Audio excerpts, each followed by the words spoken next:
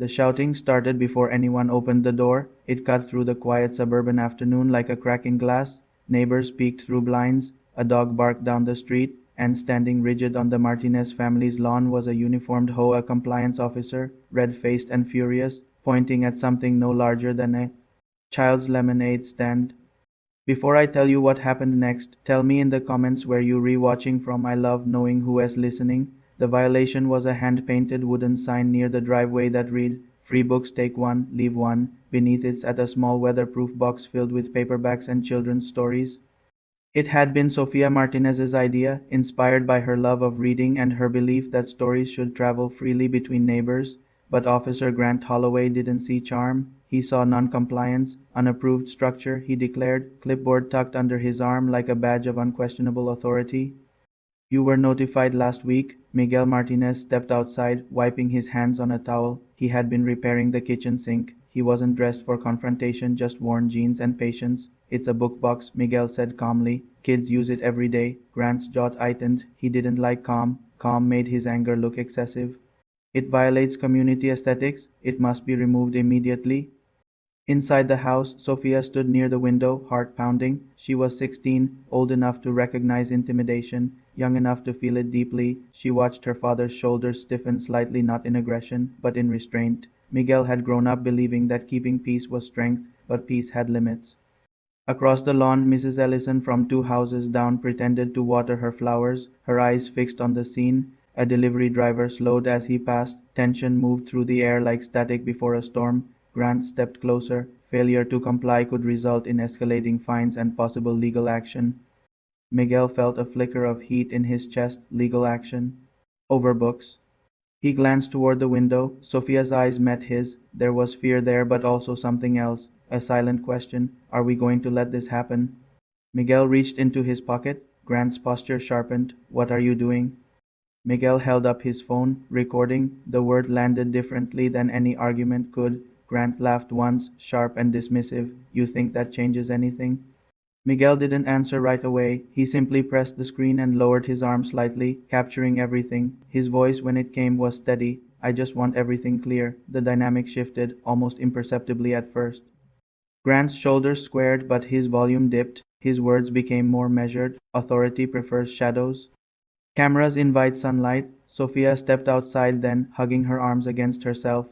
The afternoon heat didn't match the chill crawling along her spine. It was my idea, she said softly. Grant looked at her. For a moment, something human flickered behind his irritation. But pride is a stubborn thing. Community rules apply to everyone, he replied. Miguel swallowed. Part of him wanted to pull his daughter back inside, to shield her from the tension. Another part knew that shielding her from every confrontation would teach the wrong lesson. He crouched slightly beside her. Rules matter, he said gently. Loud enough for the recording, but so does kindness. The neighbors were no longer pretending. Three people stood openly watching now. A car had parked along the curb. Someone else had a phone out. Grant noticed. His confidence began to wobble, not because he was wrong about the rule, but because the moment had grown larger than paperwork. It had become public. Submit an appeal, he muttered, flipping a page on his clipboard. You have 72 hours. That's different from immediate removal, Miguel replied quietly. Grant hesitated. The wind picked up, rustling leaves overhead. The little book box creaked slightly but stood firm. Sophia stepped forward. Kids from the block use it, she said. Even the ones who don't have many books. Silence. It wasn't dramatic. There was no shouting match, no explosive climax. Just a pause long enough for reflection to sneak in. Grant looked around at the watching neighbors, at the small wooden box, at the girl who had built something simple and hopeful. He exhaled. Submit the appeal, he repeated, softer now, and make sure it meets safety guidelines. It wasn't an apology, but it wasn't intimidation anymore either. He turned and walked back toward his vehicle, posture less rigid than before. As he drove away, a murmur passed through the onlookers. Mrs. Ellison crossed the street with unexpected boldness. I think it's lovely, she said, touching the corner of the book box. My grandson takes books from here. Others nodded.